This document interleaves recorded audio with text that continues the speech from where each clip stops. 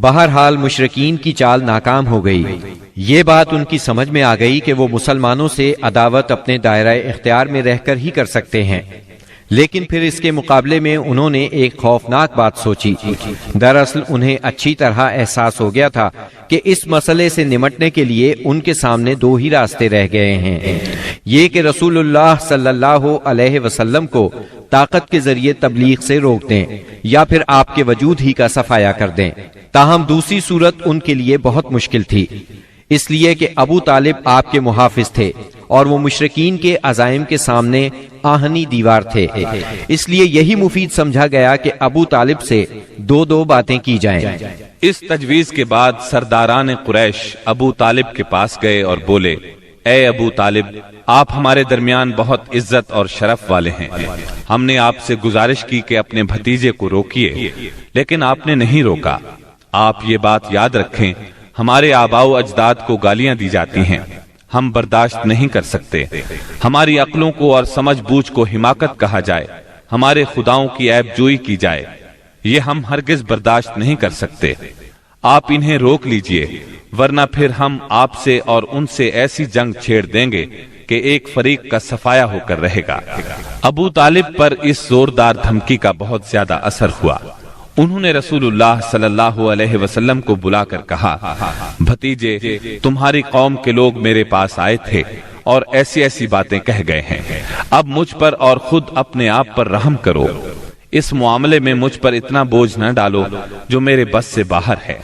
یہ سن کر رسول اللہ صلی اللہ علیہ وسلم نے خیال فرمایا کہ اب ان کے چچا بھی ان کا ساتھ چھوڑ رہے ہیں، وہ بھی ان کی مدد نہیں کریں گے، قریش کے مقابلے میں کمزور پڑ گئے ہیں۔ اس لیے آپ صلی اللہ علیہ وسلم نے فرمایا، چچا جان، اللہ کی قسم، اگر یہ لوگ میرے دائیں ہاتھ پر سورج اور بائیں ہاتھ پر چاند رکھ دیں کہ میں اس کام کو اس حد تک پہنچائے بغیر چھوڑ دوں کہ اللہ اسے غالب کر دے یا میں اسی راہ میں ہلاک ہو جاؤں، تب بھی میں نہیں چھوڑوں گا۔ ان الفاظ کے ساتھ ہی آپ کی آنکھوں میں آنسو آ گئے اور وہاں سے اٹھ گئے۔ واپس جانے لگے تو ابو طالب نے پکارا اور سامنے آ کر کہا، بھتیجے جاؤ، جو چاہو کہو کرو، اللہ کی قسم میں تمہیں کبھی بھی کسی بھی وجہ سے نہیں چھوڑ سکتا۔ پھر یہ اشعار کہے، والله لن يصلوا إليك بجمعهم حتى أوسد في التراب دفينا فاصدع بأمرك ما عليك غضاضة وأبشر وقر بذاك منك عيونا۔ اللہ کی قسم، وہ لوگ تم تک اپنی جمعیت سمیت بھی ہرگز نہیں پہنچ سکتے یہاں تک کہ میں مٹی میں دفن کر دیا جاؤں۔ تم اپنی بات کھلم کھلا کہو، تم پر کوئی قید نہیں، تم خوش ہو جاؤ اور تمہاری آنکھیں اس سے ٹھنڈی ہو جائیں۔ سابقہ دھمکی کے باوجود جب قریش نے دیکھا کہ رسول اللہ صلی اللہ علیہ وسلم اپنا کام کیے جا رہے ہیں تو وہ جان گئے کہ ابو طالب رسول اللہ صلی اللہ علیہ وسلم کو نہیں چھوڑ سکتے، بلکہ اس بارے میں قریش سے جدا ہونے اور ان سے دشمنی مول لینے تک کو تیار ہیں۔ تو وہ لوگ ولید بن مغیرہ کے لڑکے عمارہ کو ساتھ لے کر ابو طالب کے پاس پہنچے اور ان سے یوں عرض کیا، اے ابو طالب، یہ قریش کا سب سے بانکا اور خوبصورت جوان ہے، آپ اسے لے لیں، اس کی دیت اور نصرت کے آپ حقدار ہوں گے، آپ اسے اپنا لڑکا بنا لیں، یہ آپ کا ہوگا۔ آپ اپنے بھتیجے کو ہمارے حوالے کر دیں، اس بھتیجے کو جس نے آپ کے آباء و اجداد کے دین کی مخالفت کی ہے، آپ کی قوم کا شیرازہ منتشر کر رکھا ہے اور ان کی عقلوں کو حماقت سے دوچار بتلایا ہے، ہم اسے قتل کریں گے، بس یہ ایک آدمی کے بدلے میں ایک آدمی کا حساب ہے۔ ابو طالب نے اس پر ان سے کہا، اللہ کی قسم، کتنا برا سودا ہے جو تم مجھ سے کر رہے ہو، تم اپنا بیٹا مجھے دیتے ہو کہ میں اسے کھلاؤں پلاؤں اور پالوں پوسوں، جبکہ میرا بیٹا مجھ سے طلب کرتے ہو کہ اسے قتل کر دو، اللہ کی قسم یہ نہیں ہو سکتا۔ اس پر نوفل بن عبد مناف کا پوتا متم بن عدی بولا، اللہ کی قسم، اے ابو طالب، تم سے تمہاری قوم نے انصاف کی بات کہی ہے اور جو صورت تمہیں ناگوار ہے اس سے بچنے کی کوشش کی ہے، لیکن میں دیکھتا ہوں کہ تم ان کے سلسلے میں کسی بات کو قبول نہیں کرنا چاہتے، اس کی بات کے جواب میں ابو طالب نے کہا، اللہ کی قسم تم لوگوں نے میرے ساتھ انصاف کی بات نہیں کی، بلکہ تم بھی میرا ساتھ چھوڑ کر میرے مخالف لوگوں کی مدد پر تلے بیٹھے ہو۔ اگر یہی بات ہے تو ٹھیک ہے، جو چاہو کرو۔ اس گفتگو کی ناکامی کے بعد قریش کا ظلم و ستم حد سے بڑھ گیا۔ تکالیف دینے کا سلسلہ پہلے سے کئی گنا زیادہ اور سخت تر ہو گیا۔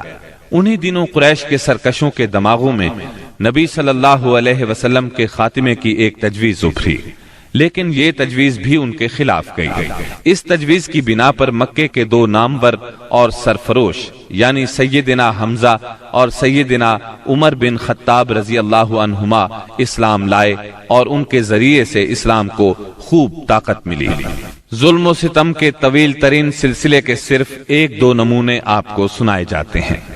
ایک روز ابو لہب کا بیٹا عتیبہ رسول اللہ صلی اللہ علیہ وسلم کے پاس آیا اور بولا، میں والنجم اذا ہوا اور ثم دنا فتدلی کا انکار کرتا ہوں، یعنی اس نے قرآن کی ان آیات کے بارے میں کہا کہ میں ان کا انکار کرتا ہوں۔ پھر آپ پر حملہ آور ہوا، آپ کا کرتا پھاڑ ڈالا، آپ کے چہرہ مبارک پر تھوکنے کی کوشش کی، لیکن اس کا تھوک آپ کے چہرہ مبارک تک نہ آ سکا۔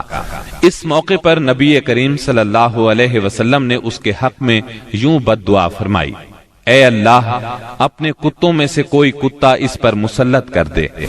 رسول اللہ صلی اللہ علیہ وسلم کی یہ بد دعا قبول ہوئی، اور وہ اس طرح کہ ایک مرتبہ عتیبہ قریش کے کچھ لوگوں کے ساتھ سفر پر گیا۔ قافلے نے ملک شام کے مقام زرقاء میں پڑاؤ ڈالا تو رات کے وقت ایک شیر قافلے کے نزدیک آیا۔ اس نے پورے قافلے کے گرد چکر لگایا۔ عتیبہ نے اس شیر کو دیکھا تو بولا، ہائے میری تباہی، اللہ کی قسم یہ مجھے کھا جائے گا۔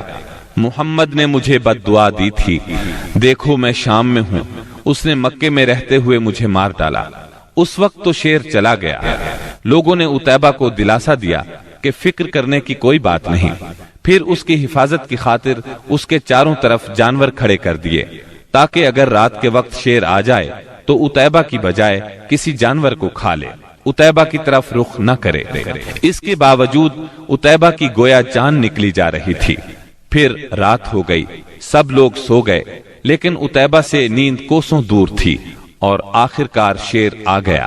اس نے جانوروں کو کچھ نہ کہا، ایک چھلانگ لگا کر ان کے اوپر سے ہوتا ہوا عتیبہ پر جا پڑا اور اس کا سر چبا ڈالا۔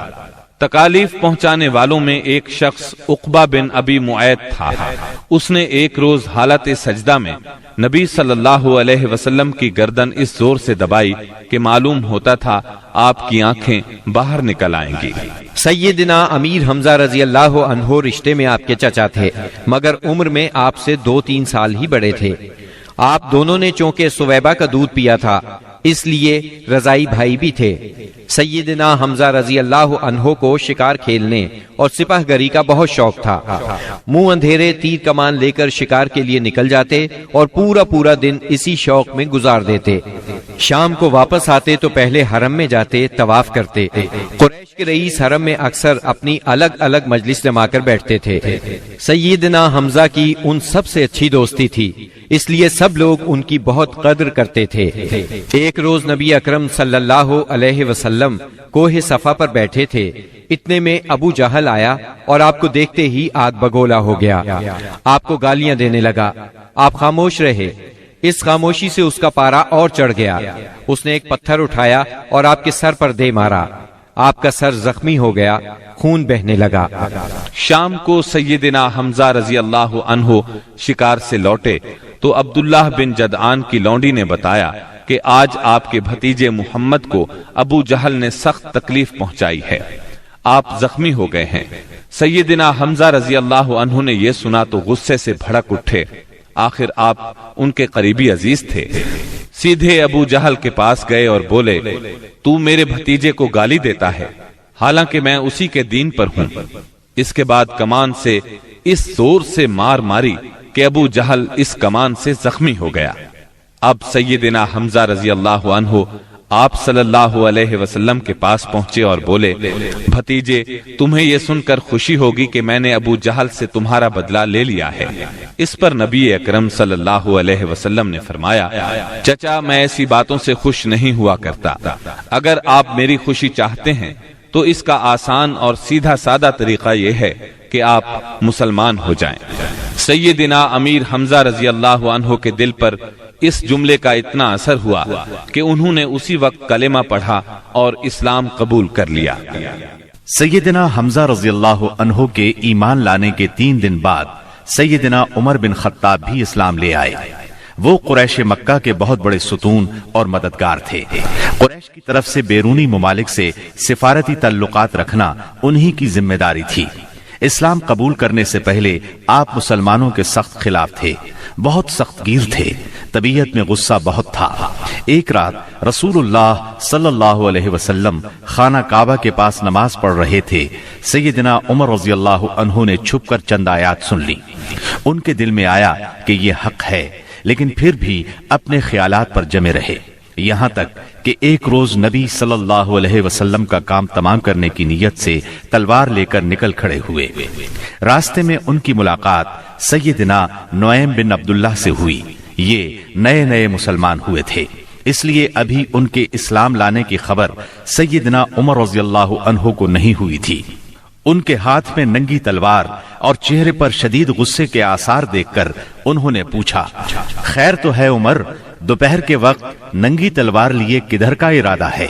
سیدنا عمر رضی اللہ عنہ نے جواب دیا، محمد کو قتل کرنے کے لیے جا رہا ہوں۔ یہ سن کر نعیم بولے، محمد کو قتل کرنے سے پہلے اپنے گھر کی خبر لو۔ تمہاری بہن فاطمہ اور تمہارے بہنوئی سعید تمہارا دین چھوڑ کر اسلام قبول کر چکے ہیں۔ سیدنا عمر یہ سن کر آگ بگولا ہو گئے، سیدھے بہن کے گھر پہنچے۔ اس وقت گھر میں قرآن کے ایک معلم سیدنا خباب بن ارت رضی اللہ عنہ انہیں قرآن پڑھا رہے تھے۔ دروازے پر دستک کی آواز سن کر ان کی بہن فاطمہ بنت خطاب نے قرآن کے اوراق چھپا دیے۔ خباب بن ارت بھی ایک طرف چھپ گئے۔ اب بہنوئی نے دروازہ کھولا۔ دروازہ کھلتے ہی سیدنا عمر رضی اللہ عنہ نے پوچھا، تم کیا پڑھ رہے تھے، مجھے دکھاؤ۔ ساتھ ہی سعید بن زید کو مارنے لگے۔ بہن نے اپنے خاوند کو چھڑانے کی کوشش کی تو ان پر بھی ٹوٹ پڑے، وہ بھی زخمی ہو گئیں۔ ان کے منہ سے خون بہنے لگا۔ جوش میں آ کر بولی، جو جی میں آئے کر لو عمر، ہم مسلمان ہو چکے ہیں۔ سیدنا عمر رضی اللہ عنہ نے بہن کو زخمی دیکھا تو شرمندہ ہوئے اور نرم آواز میں بولے، مجھے سناؤ تم کیا پڑھ رہے تھے، میں جاننا چاہتا ہوں تمہارا دین کیا ہے۔ انہیں نرم پڑھتے دیکھ کر سیدنا خباب بن ارت بھی کونے سے نکل کر سامنے آ گئے۔ قرآن کے اوراق پر سورہ طٰہٰ کی چند آیات تھیں۔ سیدنا عمر رضی اللہ عنہ نے ان کو پڑھا تو کایا پلٹ گئی اور بولے، یہ تو بہت عمدہ چیز ہے، بتاؤ مسلمان کس طرح ہوتے ہیں۔ سیدنا خباب بن ارت نے کہا، اے عمر، جمعرات کی رات رسول اللہ صلی اللہ علیہ وسلم نے اللہ تعالیٰ سے دعا کی تھی کہ اے اللہ، ابو جہل یا عمر بن خطاب سے اسلام کو تقویت دے۔ تمہیں خوشخبری ہو کہ یہ سعادت تمہارے حصے میں آ رہی ہے۔ رسول اللہ صلی اللہ علیہ وسلم دار ارقم میں ہیں۔ سیدنا عمر رضی اللہ عنہ ان کے ساتھ دار ارقم پہنچے، دروازے پر دستک دی۔ دروازہ کھلنے پر اندر موجود لوگ سیدنا عمر رضی اللہ عنہ کو دیکھ کر چونک اٹھے۔ نبی صلی اللہ علیہ وسلم کو بتایا تو آپ نے فرمایا، آنے دو۔ سیدنا عمر رضی اللہ عنہ اندر داخل ہوئے۔ آپ صلی اللہ علیہ وسلم نے ان کا کرتا پکڑ کر کھینچا اور فرمایا، عمر، کس ارادے سے آئے ہو؟ سیدنا عمر رضی اللہ عنہ نے فوراً کلمہ پڑھا، اشہد اللہ الہ الا اللہ وانک رسول اللہ، میں گواہی دیتا ہوں کہ یقیناً اللہ کے سوا کوئی لائق عبادت نہیں اور یقیناً آپ اللہ کے رسول ہیں۔ یہ اس قدر اچانک اور اس قدر غیر متوقع تھا کہ وہاں موجود تمام صحابہ بے ساختہ پکار اٹھے، اللہ اکبر۔ دار ارقم گونج اٹھا۔ سیدنا عمر رضی اللہ عنہ کا ایمان لے آنا کوئی معمولی واقعہ نہیں تھا۔ مسلمانوں میں خوشی کی لہر دوڑ گئی۔ دوسری طرف قریش اپنی تدابیر میں مصروف تھے۔